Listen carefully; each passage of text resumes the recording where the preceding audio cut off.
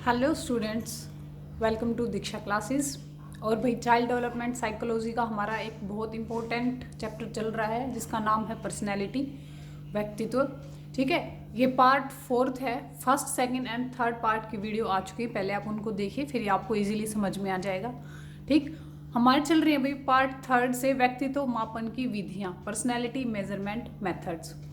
तो हमारी अब चल रही है वस्तुनिष्ठ विधि में निर्धारण मापन विधि, उसको देखते हैं। जिस बच्चे ने पहले की वीडियोस नहीं देखे हैं उन वीडियोस को देखें, और सीडीपी के जीन प्याजे जैसे इंपॉर्टेंट चैप्टर भी मैंने अपने प्लेलिस्ट में डाल रखे हैं, आप उनको भी देखिए। ईवीएस के भी बहुत इंपॉर्टेंट क्वेश्चंस करा रखे हैं, उनको भी देखें। और चैनल आपके लिए बहुत इंपॉर्टेंट है, इसलिए चैनल को सब्सक्राइब कर लीजिए और वीडियोज़ को बहुत ज़्यादा शेयर किया करिए अपने दोस्तों के साथ और लाइक करें। ठीक है, तो चलिए अब करते हैं अपने टॉपिक की बात। तो सेकंड, हमारी वस्तुनिष्ठ विधि का सेकंड पार्ट है निर्धारण मापन विधि। ठीक है, असेसमेंट मेजरमेंट मेथड। ये विधि जो है वो फ्रांसीसी गाल्टन ने दी थी। और इस विधि में क्या किया जाता है कि व्यक्ति उसके विचारों से ही पहचाना जाता है कि उसका व्यक्तित्व कैसा है। ठीक है, मतलब हम किसी भी व्यक्ति के पास बैठते हैं, उसके किस तरीके के विचार है, वो क्या सोचता है, अच्छा या बुरा, किस चीज़ के लिए कितने अपने खुल करके विचार वो प्रकट कर सकता है, तो उस तरीके से हम उसके व्यक्तित्व के बारे में समझ जाते हैं। जैसे मैंने आपको एक एग्जांपल से समझाने की कोशिश की है कि मान लीजिए हमारे पास 10-20 आदमी बैठे हैं, उनसे हम एक क्वेश्चन करते हैं कि बताइए चाय पीना सेहत के लिए हानिकारक है या नहीं। तो सहमत करने वाले कितने हो जाएंगे उसमें से? मान लो 10 लोग ऐसा विचार रखते हैं कि हाँ चाय पीना सेहत के लिए हानिकारक है। असहमत लोग कि नहीं चाय से कोई हानि नहीं होती, तो वो कितने हो जाएंगे? 3। कुछ लोग उनमें ऐसे भी होंगे कि वो ना उसको अच्छा समझते ना बुरा समझते, मन करता है तो पी लेते हैं और बहुत ज़्यादा उसके लिए कॉन्शियस भी नहीं है। ठीक है, तो वो कैसे हो जाएंगे? 5। तो ये उनका व्यक्तित्व है, उनके खुद के विचार हैं जो उनकी पर्सनैलिटी को शो कर रहे हैं। ठीक है, तो बस ये इतनी सी है निर्धारण मापन विधि, वो सिर्फ उनके विचारों से ही मापे जाते हैं लोग। थर्ड है कि क्रम निर्धारण मापनी, रैंकिंग स्केल। ये विधि किसने दी? जनक लुईस थर्स्टन ने। ये आपको एक तो ये जो विधि हैं, इनके जनक हैं, इनके प्रतिपादन जिन्होंने किए हैं वो आपको बहुत अच्छे से लर्न करने हैं। डायरेक्ट क्वेश्चन पूछ लिया जाता है कि क्रम निर्धारण मापनी के जनक कौन है, तो वो कौन है? Louis Thurston.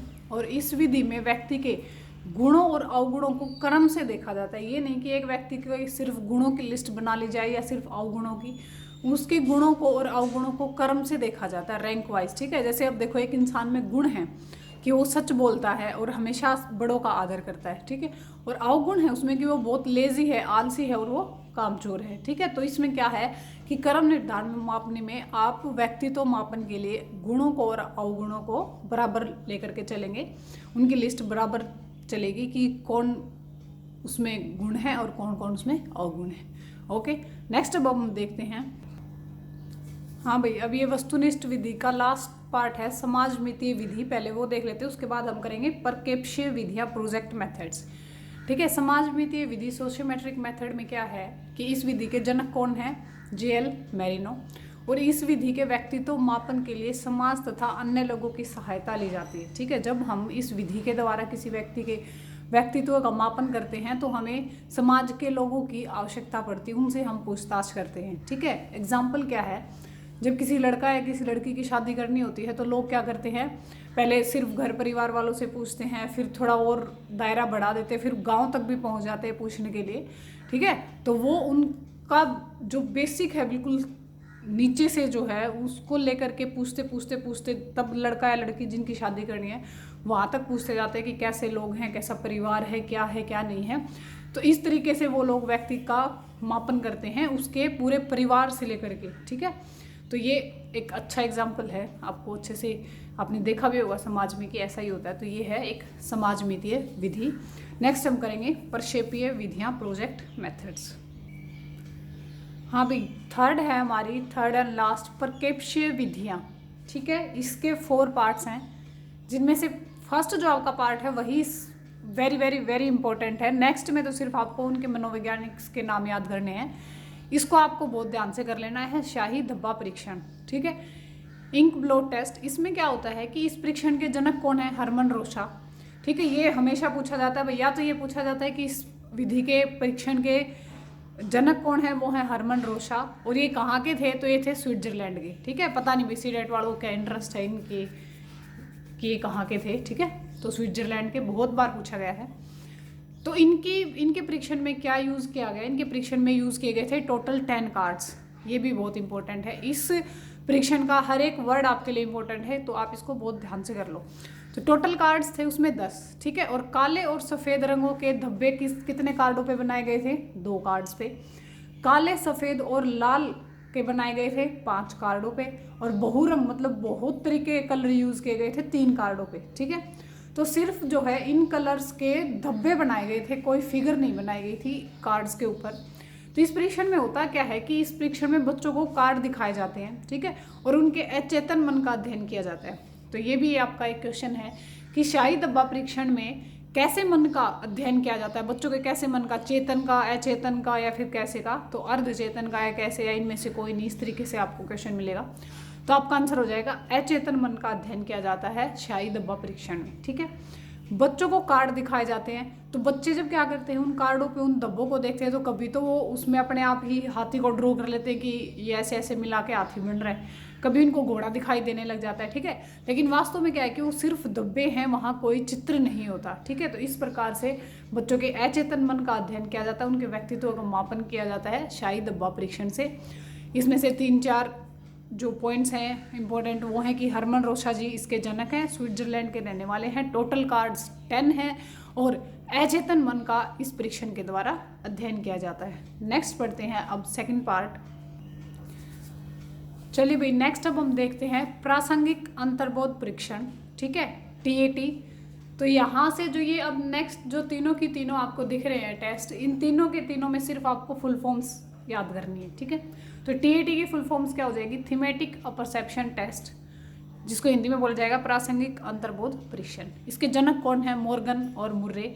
ये दोनों इन्होंने इकट्ठा इस परीक्षण को किया था भाई। एग्जाम्पल में, सॉरी, क्वेश्चन में मैंने एक बार देखा कि क्वेश्चन में सीटेट में पूछा हुआ है कि थीमेटिक अपरसेप्शन टेस्ट TAT को किसने प्रतिपादित किया।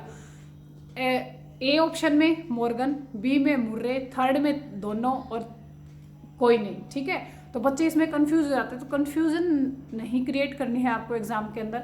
आपको जो चीज़ें लर्न करनी है वो बिल्कुल परफेक्ट करनी है, या तो मतलब आपके सामने ये होना चाहिए कि वो टॉपिक आपकी नज़रों के सामने आया ही ना हो। ठीक है, और अगर आपकी नज़रों के सामने वो टॉपिक आता है तो आपको बहुत अच्छे से इस तरीके से करना है कि एटलीस्ट आप पेपर में बैठ करके कंफ्यूज तो ना हो।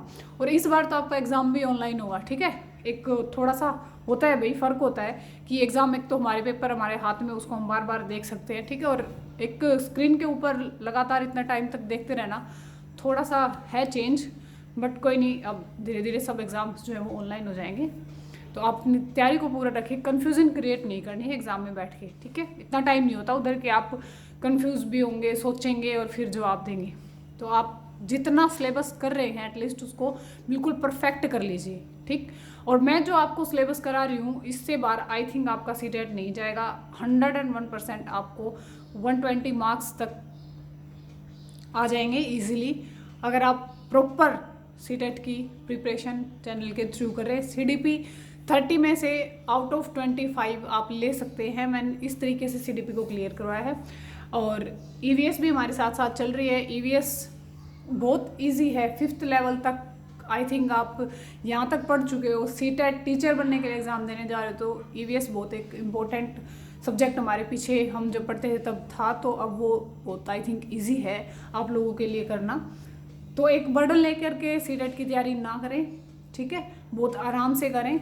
और इफ नेक्स्ट हम वो क्वेश्चंस करेंगे जो नेक्स्ट पैटर्न चेंज हो गया है सीटेट का, कि कुछ क्वेश्चंस जो हैं वो अंडरस्टैंडिंग बेस्ड आएंगे, तो वो भी मैं आपको बताऊंगी कि वो किस तरीके के क्वेश्चंस आने की संभावना है।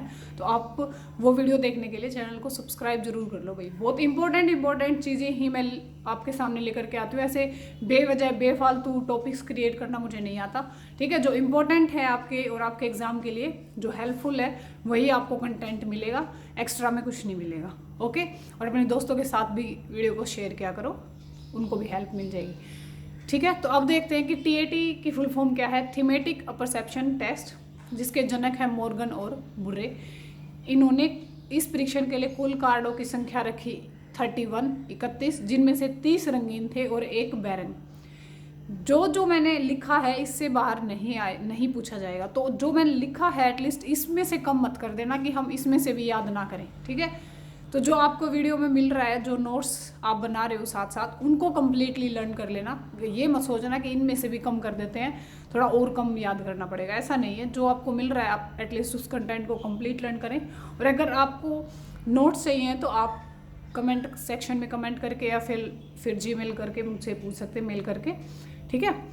तो नेक्स्ट है कि बालक अंतर्बोध परीक्षण CAT की फुल फॉर्म हो जाएगी चिल्ड्रन अपरसेप्शन टेस्ट। और इसके जनक कौन है? लियोपोल्ड बेलेक। और इन्होंने कुल कार्डों की संख्या इस परीक्षण के लिए कितनी रखी? 10। फोर्थ है वरिष्ठ अंतर्बोध परीक्षण, इसको हम बोलेंगे SAT सीनियर अपरसेप्शन टेस्ट। और इसके भी जनक कौन है? लियोपोल्ड बेलेक। और कुल कार्ड इन्होंने कितने रखे? 10। तो भाई यहाँ हमारा ख़त्म होता है पर्सनैलिटी चैप्टर। काफ़ी लंबा चैप्टर था, जितना लंबा है उतना इम्पोर्टेंट है। आई थिंक आपके लिए बहुत हेल्पफुल रहा होगा। अपने दोस्तों के साथ वीडियो को शेयर करें और चैनल को सब्सक्राइब कर लें। Thank you.